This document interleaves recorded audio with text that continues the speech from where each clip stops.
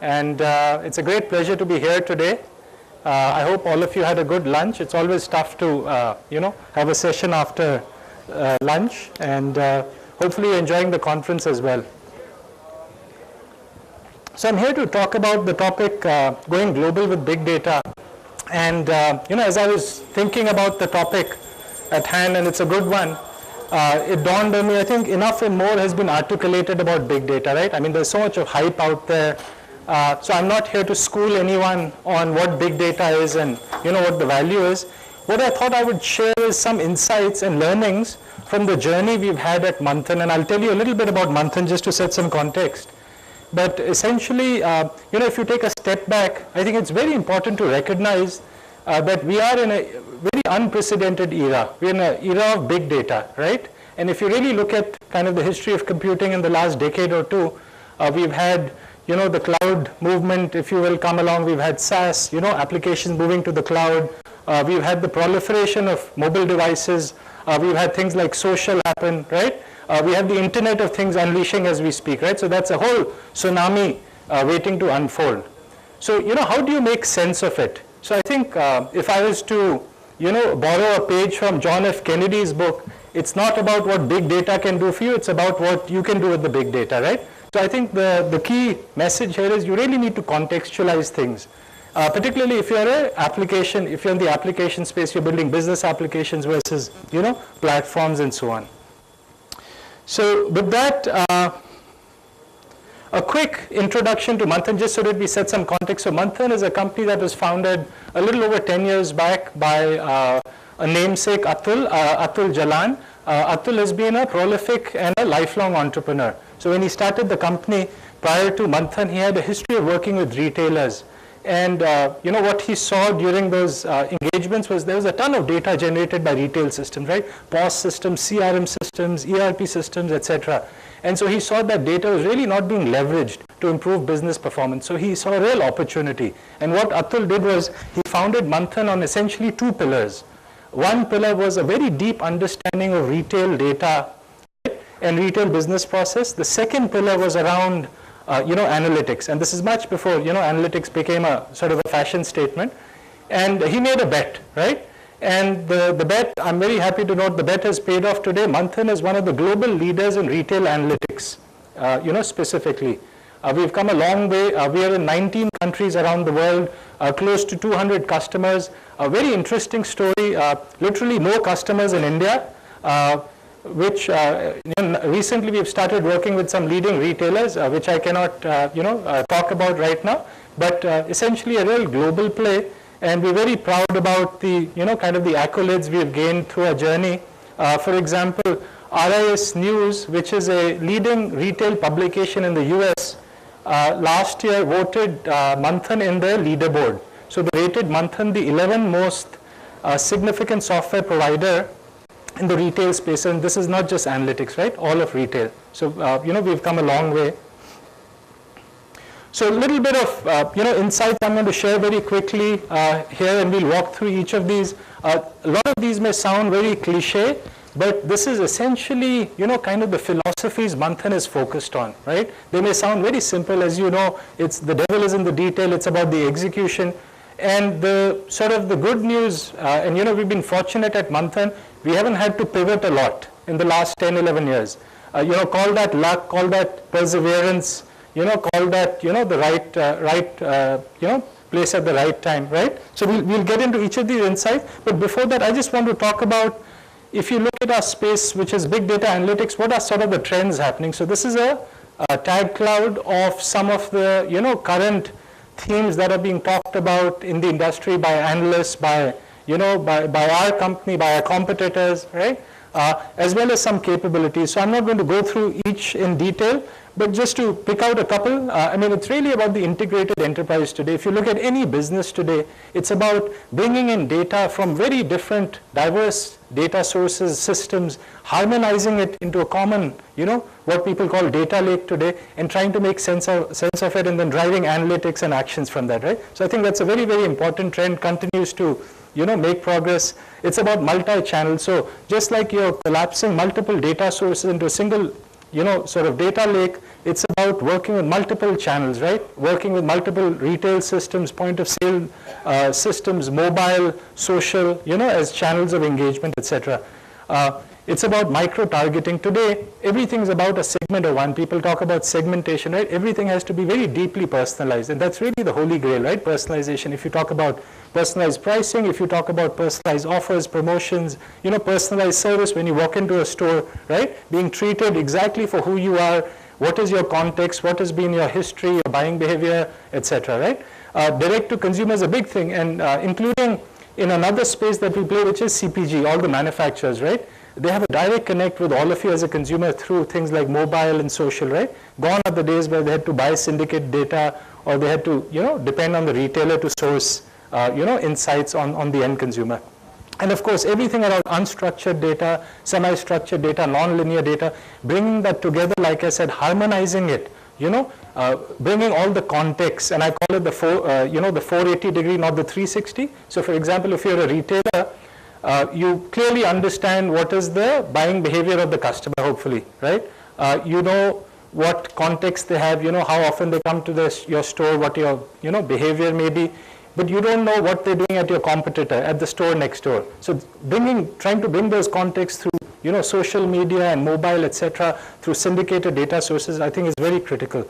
NLP, natural language processing, is going a long way. A lot of the big data analytical systems, that are providing, true insights are today getting into more, advanced mode, like, being able to Q&A, having a discussion, and this is where you're getting into expert systems and so on. A few others, the whole cloud movement, right? Software as a service. Now what we're getting into is analytics as a service. A lot of companies are going that way, where they have pre-packaged applications, along with predictive capabilities pre-built that you can just hook onto, onboard, and be live potentially in a couple of days. Historically, that's taken months and potentially, over a year, right? And everything around predictive, prescriptive, machine learning, etc., advanced analytics.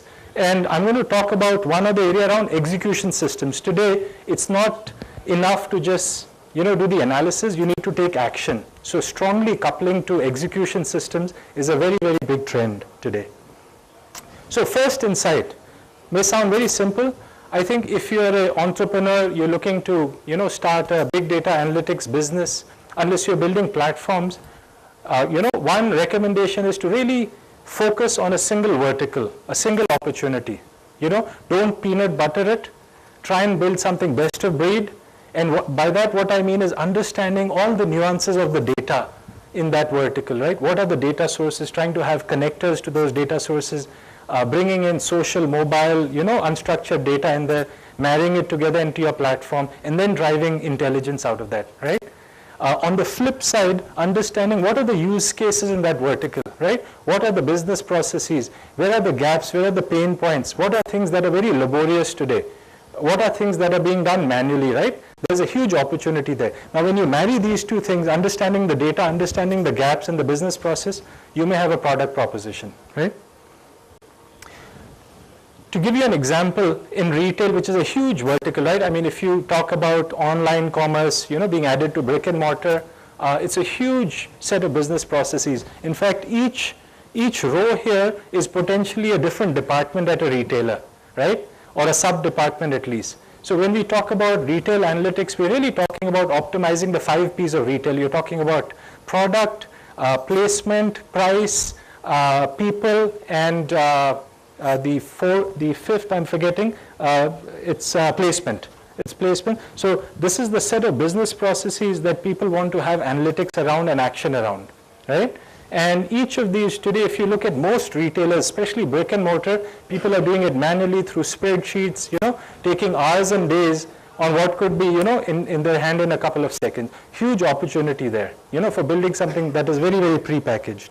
And this is across not only, reports, KPIs, dashboards, but getting into predictive, predicting business behavior. And I'll get into some of this prescriptive, right, which I'll talk about briefly. Here's another use case. I don't know how many of you know, but the majority of the analytical dollar and rupee today is going towards understanding customer behavior and trying to, react to it. In fact, I think 50 to 60% of the budgets today, analytical budgets, go in this area. So think about, going after customer analytics, looking at a vertical, focus. And if you look at this kind of picture here, around the circle is the visibility layer, just for you to understand who your customer is, what is she buying, if she's buying this, what else is she buying, when did she last buy, right? In the middle of the circle is predicting, the customer's behavior, right? What is your highest loyalty member base? Among that segment, which segment is about to churn based on certain churn predictors, right, etc.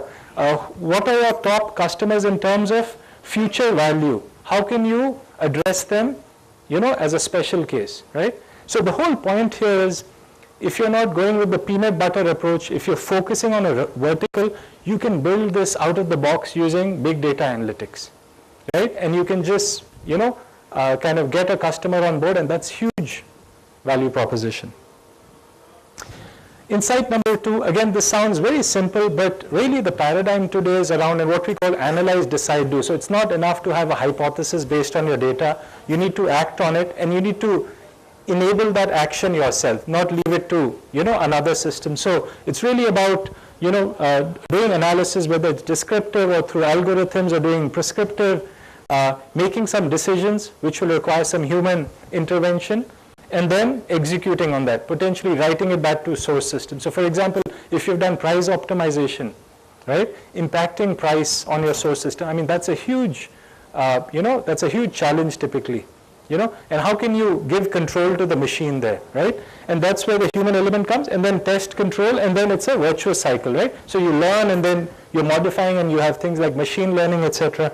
So just to give an example, stretching customer analytics, if you have a big data analytics platform that addresses the entire value chain of customer analytics, right, in terms of descriptive, predictive, prescriptive, you need to strongly align with marketing execution, because that's where the, the marketing dollars and rupees are being spent. So how do you target the right customer at the right time with the right offer, right, down to an individual level? So having marketing execution systems, and there's a ton of platforms today in the industry, I won't name them, but you can, as long as you align with them, if you're building something that's, got more value, maybe it's got a better real-time story or has more integrations, absolutely build something, but I think there's more than enough. The third piece here is about this new direct-to-customer and consumer that's emerging, right? So how do you take that forward in terms of devices that actually work with the end consumer? This could be interaction with the consumer at the point of sale. It could be through a mobile device, through an application. It could be through social media, sending them offers through social media based on, their interests and likes and so on, right? And then this is a feedback loop here, where the customer engagement or the consumer engagement is feeding back to your marketing execution system, refining your, execution in real time, and it's feeding back to your analytics as well, so that can drive better execution as well, right? So this is sort of a very, prominent use case being used in the industry today. Okay, so moving on to insight number 3, I'm going to talk a little bit about, how you predict and prescript in big data analytics, right? And there's a lot happening in terms of predictive analytics where, you have an algorithm, you've given it some historical data, a sample perhaps, it's trying to predict, customer behavior, for example, in the retail case. I think prescriptive is a huge opportunity today where you're not leaving everything to the machine. It's a human-machine collaboration where, you're jointly making decisions, right? So in this case, there's an example of an analytical engine throwing some insights, and let's say you're trying to do markdown optimization at a store, right? And you've set some business constraints, which is the rules engine, and you've said, look, I want to mark down certain categories by 10%, and I want to drive more sales, and one more constraint, maybe I want to keep the margins the same, right? So for that, you can have powerful simulation that shows you multiple outcomes. So for example, what is the impact of that change to other categories? Is it actually helping your larger business, right? So when you have multiple outcomes, as a human, you can intelligently pick one and then have a workflow engine where you're collaborating, because it's a, it's a peer decision at the end of the day, right? You're making a call and then you can implement it and write back to your business system. You can also disseminate. So for example, if you're changing pricing, pricing is the holy grail of retail. If you're changing it, let's say every week, that's a great start. How do you disseminate it? So that's an important part, right? Once your analytics has made the decision, you're writing it back to your source system. How do you inform your, let's say if you have, mobile sales force, about new prices coming out. How do you inform your sales agent in your store, right? So all of these techniques are being used in conjunction with big data analytics. The other example of sort of predict and prescript is there's a whole trend around this analytics as a service, where I think today there are enough and more tools around descriptive analytics, reports, dashboarding, KPIs, and so on, right? Decoupling from all of that and adding algorithms as a subscription service. So for example, if you're a retailer and you haven't bought a tool or a platform, you just want to know before the holiday season if you may have an out of stock situation, right? So if you could subscribe to a service, come in, put in your data, do the analysis and get out and just pay for that value, right? So this is a huge trend that's going to happen around, kind of analytics as a service, sort of a container that is sitting on a big data analytics platform, working on the cloud, because the cloud is best suited to these. Insight number 4, personalization, which has been a real holy grail, of technology. If you look at search engines, this is what they're driving toward. So really, the key thing is driving real-time personalization. So if you're doing, for example, offer recommendation engines, right? How do you do them in real time, right? And here's a good example where, you may have a segment of customers, right? And you may have a set of offer banks. How do you marry the two, which take in both the customer context, they take the basket conditions, all in real time. So if you're in an online store, the fact that you've abandoned a shopping cart, that's a trigger, right? So how do you react to that in real time and drive personalization, right? So that's really a very, very emerging trend. The other trend is, for example, everything around location beacons and, GPS and location, walk into a store, being given special treatment, the whole clienteling thing. So it's all being driven by big data analytics and sort of algorithms. Insight 5, and this is sort of very well understood, but I don't think it's very well followed. If you see today, if you're building a big data analytics, product and a business, I think people are ending up reinventing the wheel. So I just wanted to put a comprehensive list of platforms that are out there, open source, cloud, analytical platforms, SaaS analytics platforms. So the point here is focus on your core business proposition, focus on the data. How do you get the data on board in the quickest manner, most efficient manner? How do you have integrity of the data? Get it onto any of these platforms, and then focus on the business use cases. Focus on the execution. And if you've married yourself to a vertical and you really become best of breed there, then look at another vertical, right? So in terms of big data analytics architecture, these are sort of some of the things to strive for. It should be future-proof, cloud lens very well, because of elasticity, highly enterprise class, scalable, highly available, reliable, performant. Security is a big aspect. We work with a lot of retailers. Security is a huge issue. Interestingly enough, all the public clouds probably are more secure than any private data center today, right? Elasticity and not having upper bound on, elasticity, right, is a very important point. Real time. So whenever, if you build a, big data analytics platform, it's very important to take care of the real time use cases, where there is merit. And then the action frameworks need to go hand in hand as well.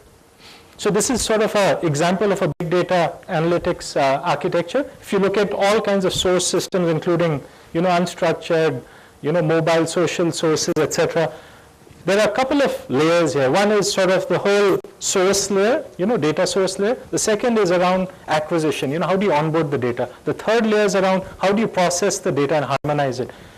The fourth layer is around storage, and the fifth is around, your application querying the storage, right? So if you look at this, if you just look at the Hadoop ecosystem, I think there's enough and more technologies today where you can have both a batch and a real-time pipeline feeding into a unified data lake, right? And in the process of, for example, doing real-time or batch, if you need to do very fast interactive queries, you can do some, business process or some kind of compute there and have those pre-stored so that you can have, very low latency for your queries, right? And then you have all your classical analytical, descriptive, predictive, prescriptive, capabilities in your platform. This is an example of the same architecture running on the cloud. Very little to build here, and this is an example of leveraging, AWS. You have all the capabilities from, how you onboard data from a hybrid cloud or from a data center on-premise in a very secure fashion through either, event or streams or through batch mode, get it onto a, EMR cluster, and then drive your applications and have, very good scalability, reliability, and so on and so forth. I'll end with this sort of case study. This was one of the leading grocers in South Asia, and they were struggling a couple of years back to understand the customer. They were losing business to their next competitor, which was actually smaller than them, but much more, analytically driven. And they embraced a big data analytics, packaged application on the cloud, and they had a lot of challenges around, velocity, volume, variety of data, etc. So they were able to harmonize all of that on the cloud and, apply various algorithms and, they had some key metrics they wanted to achieve. And so today, they understand the customer much better. They've got much better retention rates. They've stopped churn to a large degree. Their loyalty base is growing. They've, exceeded their competition, right? And so basically, they're very customer-centric, right? Using a big data analytics infrastructure running on the cloud. So that was it. I'll just summarize by saying, think big, focus small initially, become best of breed, focus a lot on predictive, prescriptive, focus on leveraging platforms, focus on your business proposition, and you can get to market very quickly. Let's say you're founding a company today. In 6 months, you can be up and running if you sort of apply those rules of thumbs. And of course, like I said, the devil is in the detail. So thank you very much. Thanks. So in the interest of time, we'll take one question if anybody has. All right. Thank you so much, Atul. That was wonderful. Thanks so much.